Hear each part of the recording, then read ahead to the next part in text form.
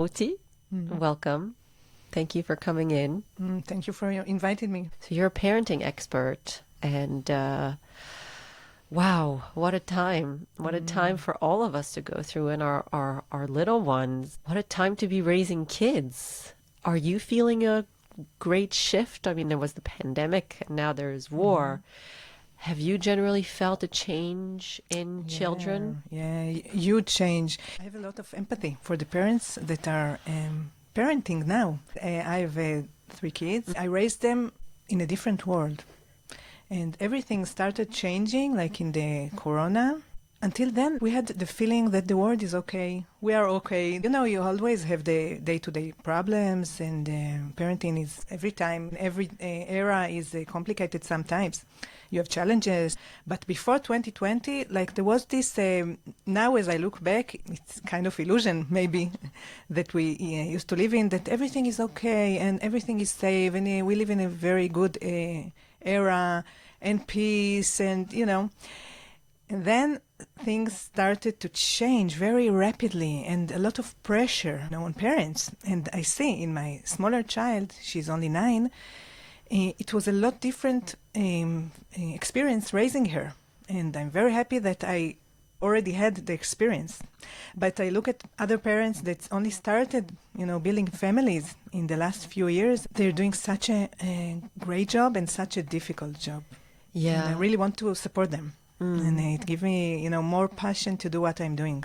Yeah, I think that you really hit the nail on the head when you say that parenting is always hard, and especially when you have your first kid, and there's all these challenges that come up, and they will hit your most sensitive spots. So parents who might have increased sensitivity or have had themselves maybe not the easiest childhood will kind of mirror that, right? I think the difference now is that the world is so harsh that even parents who before might have been very well centered and grounded are probably having a much harder time personally right now, not just with their children, personally looking at the world, feeling less like the world is a good place. And so when you don't feel that yourself, it's very hard to translate that. And I always remember this parenting expert who I really like, called Kim John Payne. And he always used to say that in order for our kids to grow up being human beings who love the world, and through this love want to contribute to the world, they have to experience the world as a beautiful place. If they experience it as a dark place, it's very hard to kind of have that motivation to change it. You have to first experience it as something deeply beautiful. Yes. And in these times, it's really very, very hard to do that. So how do you talk to parents about that dissonance? About, on the one hand, we all know that we want to, show the trees to our kids and the birds, and we want to enliven that sense of beauty and awe for the world. And on the other hand, they can sense that we are going internally through very challenging times with the external world. Yes, it's kind of a dissonance. And also, I want to expand what you just said. As I see it, one of the greatest missions in the first year of raising kids is to give them, to build inside them the sense that they are good and the world is good. When you look at these two things, there are many combinations of these two qualities. Some people, they feel that they are not good. The world is good, but I'm not good. Sometimes there are people that go throughout the world and feel that they are okay, but the world is very bad. There are people that feel that both are, not working. I'm not good and the world is not good. And the ideal, as I see it, is to raise children, at least in the first few years, with the feeling that I'm good and the world is good. And I think this is very challenging these days. But there are two sides. I think the challenges are there, but also something happened in the last few years when the world became so crazy, that the focus became more into the family. The power of the parents to parent their kids and to be the sun in their life became more visible. I think it's always very important. But before, 5 years ago, Before 2020, you could think that, okay, I live my life and, my kids go to school or to kindergarten and they have families and friends are very important and all this, and it will be okay. And then, in the corona, it was very extreme. All the social life are cut. Family. The nuclear family, Yeah, yes. the nuclear family became the only thing that is stable. And it focused parents and it raised many challenges as, parents found themselves, I don't know what to do. But they had to take it and find this place inside them to be the leader of the kids and to be the ground to stand on. I think this is the role of parents anyway. So the last year really put focus on it. And in this sense, parents have the potential to become better parents these days. I really like that kind of like optimistic look at the challenges, because it's true that in any given challenge in life, it always has the potential to kind of bring us to our knees or to make us grow. There's talk today of not only PTSD, post-traumatic stress disorder, but also post-traumatic growth. There are some people who through trauma are able to actually grow when they have that kind of support system that they feel that they can count on. To grow through. So in that sense, what you said made me think of that kind of parents, we didn't have a choice, not in the pandemic, and also not when there are sirens in the middle of the night and you have to take your kids and you are the only ones they're facing and they're asking what is going on and I'm scared. So in that sense, I hope that data will show that, most of the parents actually manage to find the internal resources themselves in order to meet their children's needs. And, this is not in any way judging the parents. It's just a realization that for parents to be able to do that, they need their own resources, right? And sometimes we come in this world with them and sometimes not. So in your work, do you focus more on parents or on kids? And can parents, we are grown children, can we still learn, if you can really see that grown-ups can get the tools they need as well? Yeah. First of all, I think that you can always grow psychologically and emotionally. It's never ending. If you take the chance, and parenthood, it can be like a very important jump off point. If you take it, you don't always want to take it, and some parents don't want to take it. It's okay. I don't know, like statistically, how many parents take this opportunity to grow themselves, and how many, just like give up. But I think that the power of life and the love for the children, for most parents, give the fuel to put effort on this. And you can always grow and you can always develop. And it's very important. I think I couldn't do what I'm doing if I didn't really believed in it. And I really believe it. So you ask if the focus is more on the children or on the parents. I think it's combined, because we see the children, but we cannot look at the children without looking at the parents. And sometimes, like if I take this vision, my mind is very visual. So you say the alarm, and you go with the kids, and you're afraid. And I see this picture of parents with the children in the shelter, like as I spent with my children yesterday. So sometimes you get in this point the feeling that I must be the answer for my children. It doesn't mean that I know all the answer. I don't know anything, but I am the answer. I'm their best bet. There's no one else. No other grown-up will come and save the situation. It's me. It's on me. And in this sense, it really can empower the parent, and not in the sense of I know everything and I'm the best. It's not this. It's from a humble point of view. I'm the best bet for them. They are my kids, and I have to find the answer for their needs. It's not the answer to give them, but the answer for the needs, for the need of proximity, and for the need of safety, and for the needs of expressing the emotions. I take on myself to be this person. Even if I don't know anything, if I'm myself very alarmed or frightened, I take a breath and I give empathy to myself, and I make a room also for them. And in this sense, this time of life put parents in a place where they have no choice, in a matter of saying. Right. You always have a choice. But many parents were, with the back to the wall in finding this position inside them, or looking for it, or searching for it. In this sense, it's very good because many parents, I think in this time that we're living it, I'm not talking about the war and all this, but in the 20th and 21st century, parents lost their power of parenting. They lost their confidence. Parents think that the children will learn how to manage in life through other friends or other kids, or through school or through teachers, and they don't rely on themselves. And they're like, let go of parenting in a sense. And this situation that is so extreme, you have no choice. You are the person. No other parent, no other adult will come and save the situation. And it's very difficult.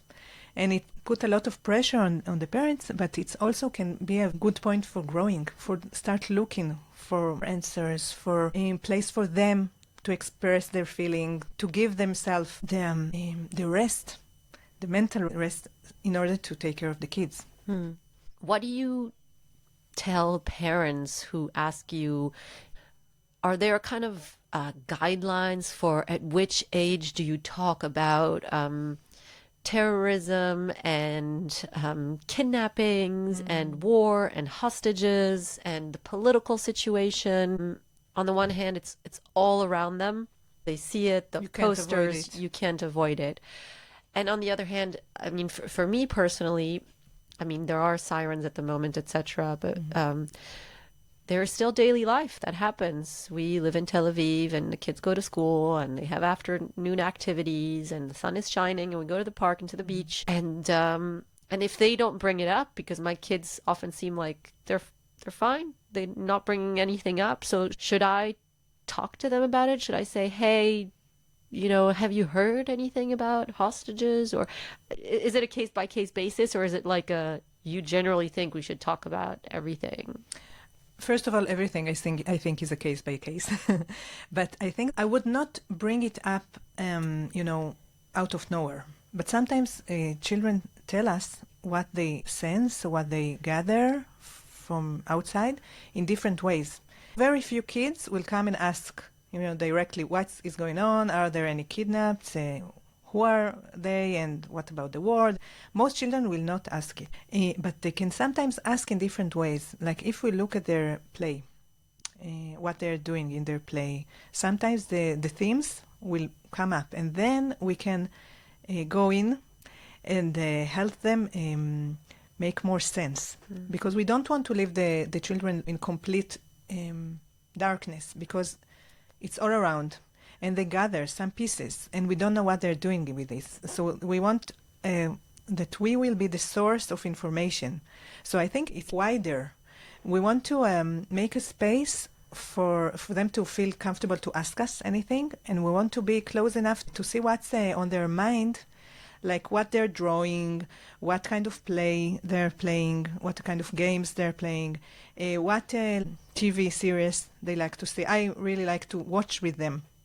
And then we can bring up the things very in a very delicate way, and just put the subject and then wait for them to ask for more. And I believe that they ask what they're willing to hear. So we have to bring the subject if we feel that it's something that bothers them. Like if I want to be more, more clear, not so up high there, I can share that with my child, because she is the third child, she hears more. There are older brothers in the house, and they talk sometimes.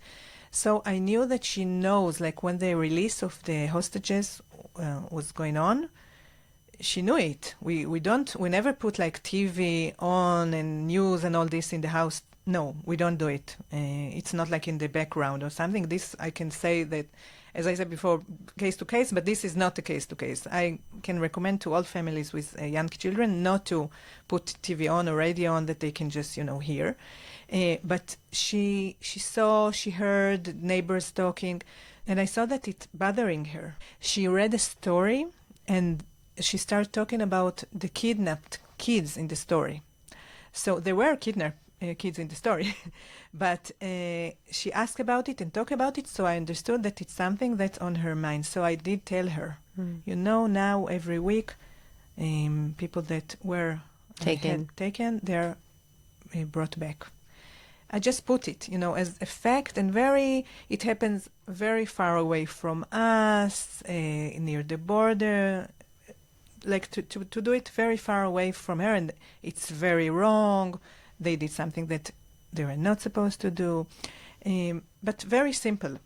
And then I waited for her to ask more. And she asked, but one day she asked a small thing, if there are children there. And it was after the Bibas children were brought back. So I just answered, no, now there are no children. All the children are back. And I looked for the small question she had, and I looked carefully at what she's playing. And then I put very small pieces of information just on the pace of what she was asking. And I see that children sometimes don't ask because they don't want to know, and I really respect it. Sometimes children put defend themselves, not knowing. With one of my older son, which I thought he's exposed to everything, but one day we talked and I realized he knew very little. And I understood that he protected himself. And I really respect it. I don't think I should put the reality in front of his face. But it's like many other subjects, like sexuality and social networks. I want to make the relationship safe enough to bring up anything that they will ask me. So I'll be the address. And it's like that, like the information I give, it's more how do I react to their questions, and that I want to hear what they think, and I don't just put something on it and block it or say, no, this is not good. I want to become curious to what on their mind. Yeah. My son came a few months ago, and we were walking back from school, and we saw posters of hostages. And for the first time since the beginning of the war, he said something about those posters. I know he's been able to read in English and in Hebrew for a long time, but he said, I'm so tired of these posters. It's so annoying. Who cares? There's too many of them. If they wanted us to care, they shouldn't put so many posters, because it's too much already. And I was really surprised because it came out of the blue, and I always, wondered, does he see them? Does he not see them? But because he seemed to be fine, like you said, I felt like he has a very strong sense that he doesn't want to go into that subject. And at first I was taken aback, oh my God, you can't say you don't care about the hostages. This is what my internal voice, is he a psychopath? Will he never care about anyone? Will he take care of me when I'm old and dying? But, I've also, I think, I was able to override those voices and say to him, it's kind of, I get it. I mean, you're just a kid. You're not really supposed to care about these people who are really far away. Thank you for telling me that, how yes, you feel. Right. Thank you for telling me. I mean, wow.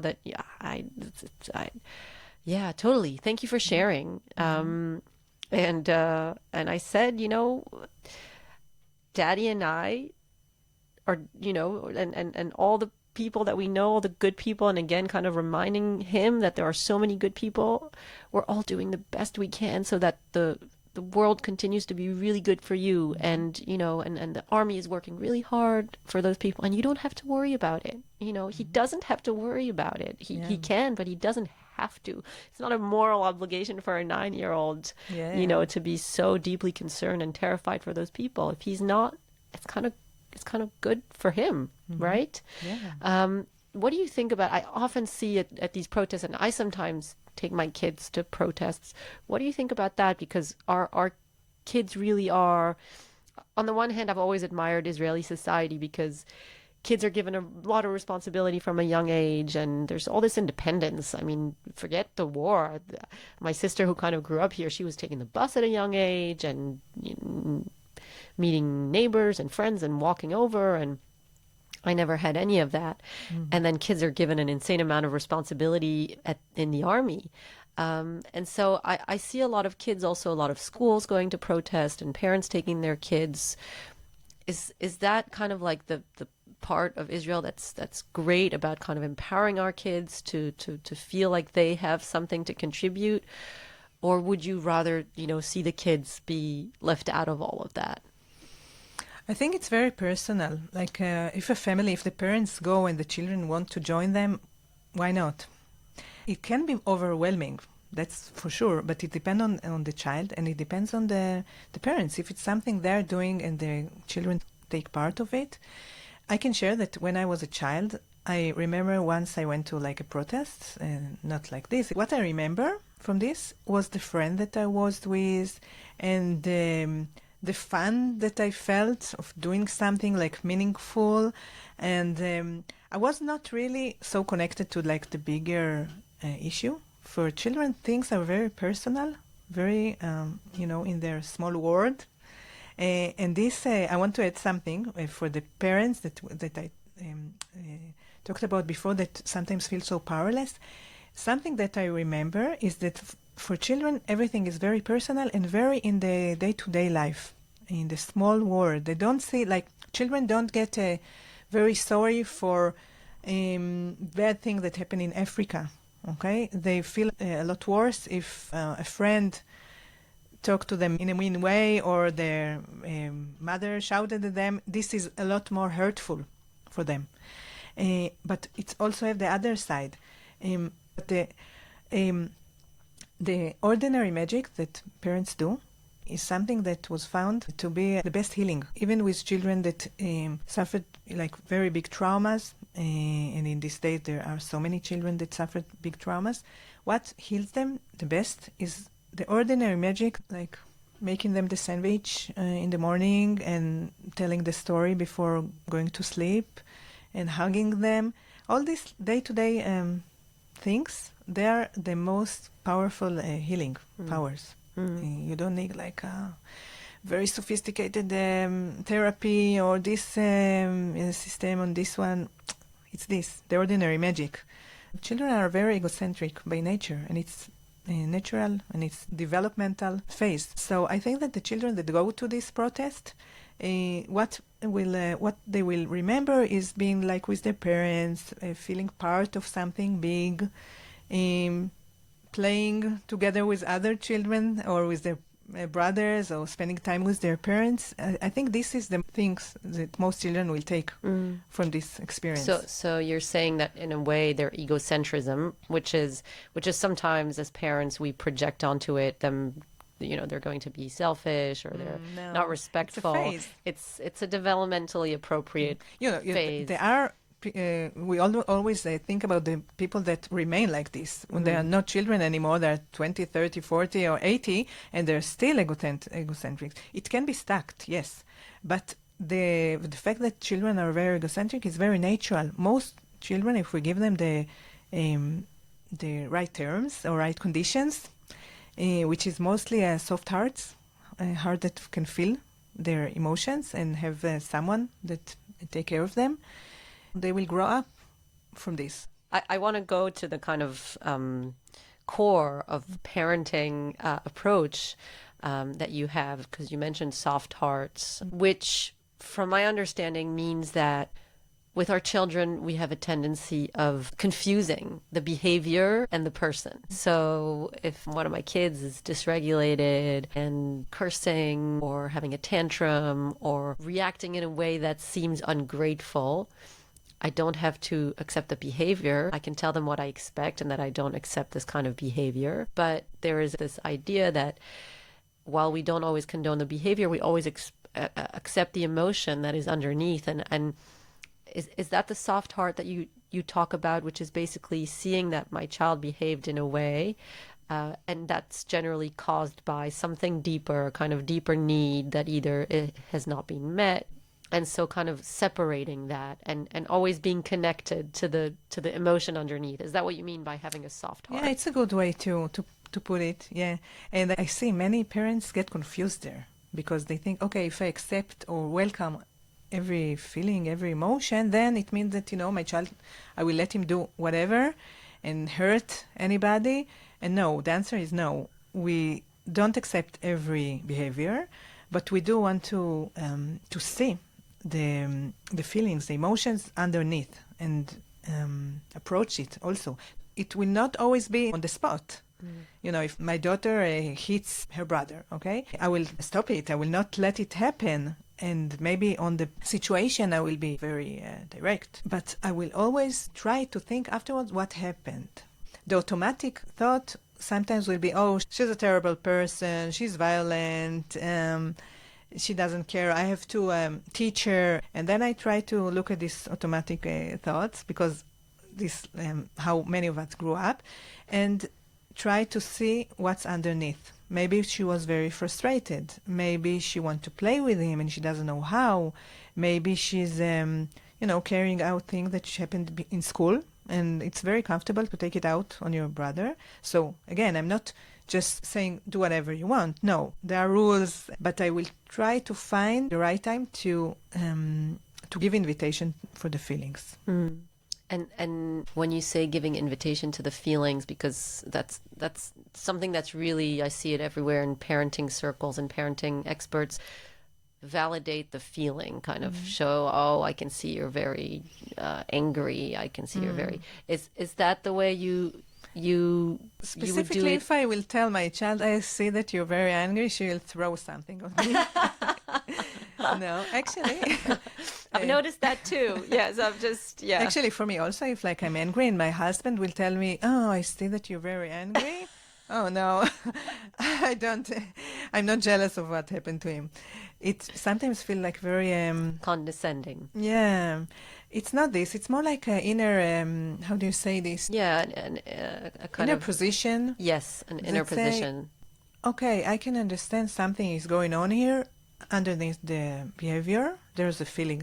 And it depends on the child. There's some children, it really, give them like comfort that someone understand me. And if my mother or my father or whoever say, oh, you're very angry now, it's okay for them. It gives them, they understand what's going on. But many children don't want to hear this, and it annoys them, and it put it too close to their face, and they will push it back. So I will touch it from a more distance, and not always when it happens. Can you share like some cases, maybe recently or in the last year and a half, of stories of parents or families that were struggling, and what are some of the tools that you were able to work on with them? Wow, so many. Try to pick one.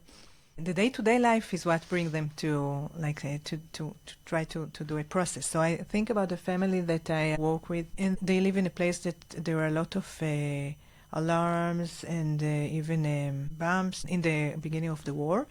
And one of the children was very, very frightened.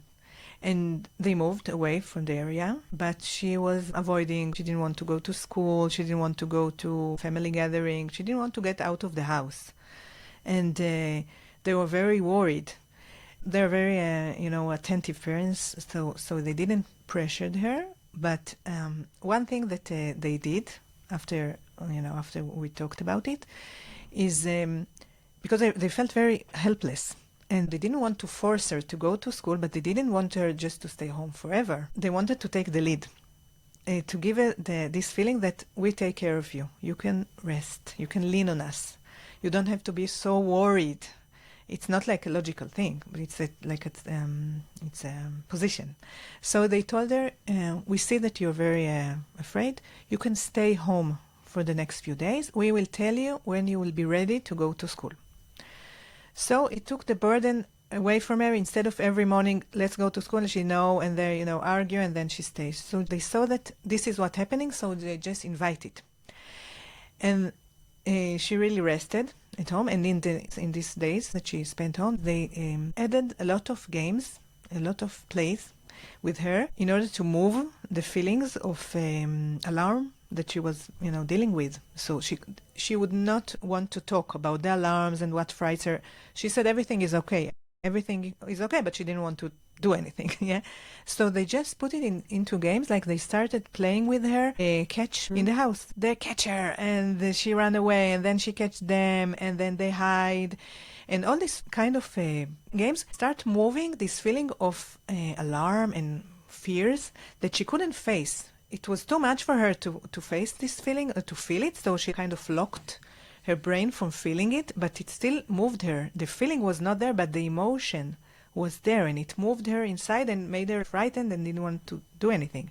So when you add these games, it's like a kind of safe place to feel it. It's not real, so you can feel it. And it started moving this feeling in her. Emotions want to move, not to get stuck. And then after a few days of playing this with her, they said, okay, we think you're ready to go for a few hours. They didn't say for the full day, but a few hours. And she was willing to do it. And then they start building it. And after a few days, she went to a full day.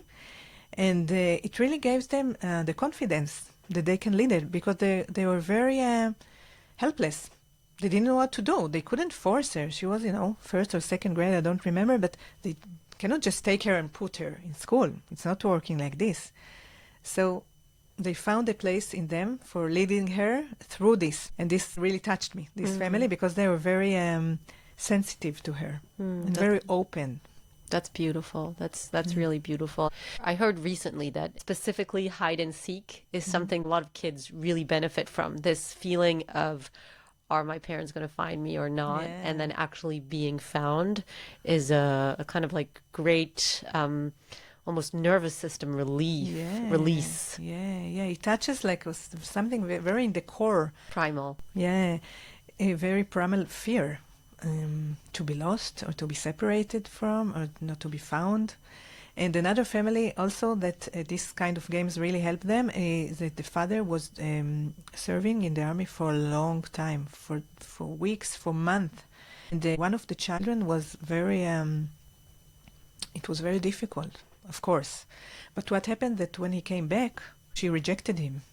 She ignored him, and like all the time he was in the army, she was kind of behaved, she held herself. And when he came back, this happens a lot of time, by the way, everything fell apart. I see it with a lot of mother that after the husband comes back from army, they become sick, or now they feel depressed, and all the feeling, they become overwhelmed, because when you just have to handle and you're in a survival mode, you don't feel anything. Like the emotions are locked. And it makes you like a better performance, do whatever you need. But then when things are a little, it's not such a survival mode anymore, everything comes up. And it doesn't come out so nicely a lot of ways. And this child, she became very aggressive towards the father and towards her brother. And the father said, I don't know this child anymore. I don't like her anymore. It was very frightening for him also to feel it. And he was very brave to admit it when we met. So what they did also, this game of hide and seek, he started to do it with her a lot. So he's not like giving up on her. He will find her. And then one day she told him, I will look for another house. I don't want this house anymore. And he told her, I will come after you. You will not get rid of me. If you go to another house, they need another room for me because I'm coming with you. And she really liked it. And she continued talking about it, how she will lock the door. And he said, okay, I come from the window. I will lock the window. But the thing was that he let her feel that he will never give up on her. And it really softened her heart because she was afraid. When will he go again? She didn't say it like this, but the feeling inside her, the emotion inside her was, how can I give you my heart? How can I soften my heart when you can go away? And it will be so difficult for me. It's hard for parents, because so much. I see my husband was brought up to Me Too, but for him, I think specifically, it's hard when our son displays behavior that we in our time were told is unacceptable and disrespectful. Both him and I would never have dared to raise our voices to our parents, or let alone insult them or throw anything at them. That would have been, unthinkable. And suddenly we know, we're told by people like you in books, etc., that these behavior, they say something. Like I said before, we don't have to accept the behavior, but they point to a need that the child has. But in those first moments, for a lot of us, it's sometimes outrageous. How dare my child behave like that? I can only imagine for a lot of parents, they don't have time to be reading all these children's books and to kind of rework all the patterns that they grew up with. And, they were told that you can't insult your parent. And so that's what meets them when their child does that. So I often feel like this parenting advice from today is so real. When you can do it, it's so beautiful. Like you said, with these children where the parents stayed home and they played hide and seek with her and they validated her emotions, but at the same time, they were the leaders. Beautiful. But in like so many cases, it's so hard to do. Does that mean that the children where the parents can't do that all the time, will they grow up into, Wild animals. wild animals, sociopaths, unempathetic? Yeah, I know. Sometimes I ask myself in those moments, as you said, sometimes the children do things that you get out of your mind. I want to say you don't have to accept things that you don't want to accept. You don't have to be someone else, try to play a role. When you get to your limits, you put it. And my advice is not to get to the limit. Even stop it before you get to your limit. Because sometimes what I see a lot with parents, that, something push their buttons and say, I don't want to accept it. And then they start this inner dialogue. But he's hungry, or the child is tired, or I want to be this nice parent that accepts the feeling. But sometimes in this way, the parent ignore himself. And then he push his limits, and then at the end, he's like burst off, and then, shout, scream, grab the child, and then feel awful. Because usually what we feel bad about is how we behaved, not about what they did. Okay? So it's the parent responsibility not to neglect himself in the way. If something is pushed, the thing is to feel both. Okay, my child is tired, but this is not accepted, and I have to stop it when I still can see these two things. I can see the child and I can see myself. Sometimes when parents ignore themselves and see only the child, then they become so frustrated, then they will be aggressive at the end. So what I advise parents many times, it's like in the border. If you go north, you don't just get to the Lebanon border and then all the soldiers come and alarms start. Okay, like 20 kilometers or 10 kilometers or 5 kilometers ahead, there's a sign, aware, limit ahead. Okay. Yeah, it's like the gray zone or the kind of there is a safe zone. Yeah, a safe zone that you know that you get close to the limit, but you're not in the border yet. Okay, so I find that many parents need to find their safe zone and not get to the end of it, because then they lose their mind. In the name of, they say, okay, this parent consultant or advisor told me to be patient, to look at the feelings, so I will, I will breathe. And inside they're boiling, and then and it's a very frightening experience for the child and for the parents. We don't want to get there. And what I suggest is, your child did something that is unacceptable for you. Stop it while you can see him and yourself. Not bear, because sometimes parents don't respect their own limits. Okay, so it's a very delicate thing that when parents come with all these good intentions to see their children needs and feelings and emotions and everything, and they abandon themselves. And I don't recommend it. We don't want to abandon the child, but we don't want to abandon the parent. I think that's a very important point to say, because there's all these gentle parenting and respectful parenting, and I think a lot of people have understood it to be see your child at any cost. I sometimes am discovering works is, like you said, to step aside. You can't always do it with small children, but you can say, I need a minute. I'm going to my bathroom. I'm locking the door, and I'll come out in 5 minutes. You say when you come back, yeah. Yes. You don't just say, I need a minute. You say, I will come back in 2 minutes, because that's what the children need to hear. That it's not like I'm going away and you're abandoned you. You will come back, but it's legitimate to take a minute, and you don't have to say it all the time. You can just, go aside and come back, change the situation. Like if the child is crazy and you see that you cannot control him, you cannot control someone that lost control over himself. You cannot. Sometimes just change the situation. You put music, start dancing, or take out a story and start reading. Just change the situation. It's not like we want to give the respect and let the space for the feelings. It's not something that I advise to do all the time. We want to stay and, bear the feelings and invite them and not run away from it. But when a child is out of control and the parents feel he's going to be out of control, it's okay to change the situation. Okay, so you have to find a balance. What would you say to parents who feel like they're failing, that they're not doing good enough, that the world is not just the war, but our modern world is so fast paced, and if they feel like they love their child but they're not doing good enough, what would be the starting point, or what would you like to say to someone listening? Wow, so much. First thing is self-compassion.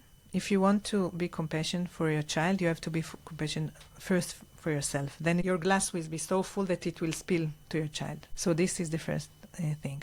The second thing, what keep our children safe in this mad world and in this mad time, there are two things. One is safe relationship with the parents or other adults that taking care of the children. This is the first thing. And the other thing is play. Children that can play. And when I say play, it's not only playgrounds or cards. It's more games and play that move the emotions. So if a child can play, if your children can play, and they have secure relationship around them with adults that take care of them, they will be safe. So it's not so complicated. So we have to put the efforts in the relationship and in the environment that invite play. These two things are essential, and they're very simple, and everyone can do it. And also, in order for the parents to be able to give it to the children, they need to give it for themselves. So which relationship you can be in a rest. Sometimes it can be a friend or therapy. It's so important for parents also to have their safe relationship and their space for play. Play can be music, and can be writing, it can be dancing, it can be just thinking without a purpose. Anything that can move your feelings and emotions. So find these places that you can walk with your curiosity and without being attached to the Outcome. Yeah. It can be anything that you do. And it's so important also for parents to do it. I love how you keep bringing, the focus on the parent as well, and on this idea that for parents to be able to really be there for their kids, they first have to put the oxygen mask on themselves, and to take that time to go to that yoga class or to do a quick walk in nature and look up at the sky. I love that also, of the glass overflowing. If your glass is full, then whatever is overflowing can flow into the ones around you, and more specifically your children.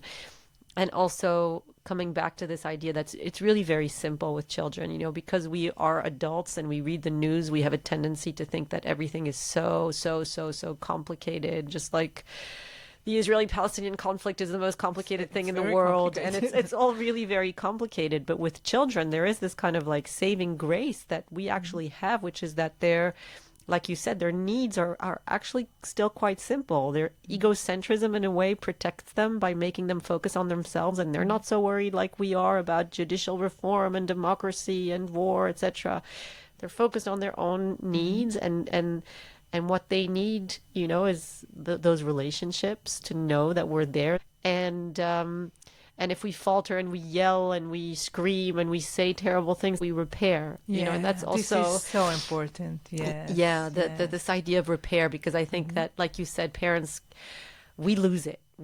I lose it. Yeah, it's you are human. Yes. We cannot be like Buddha. I don't think that Buddha even had children.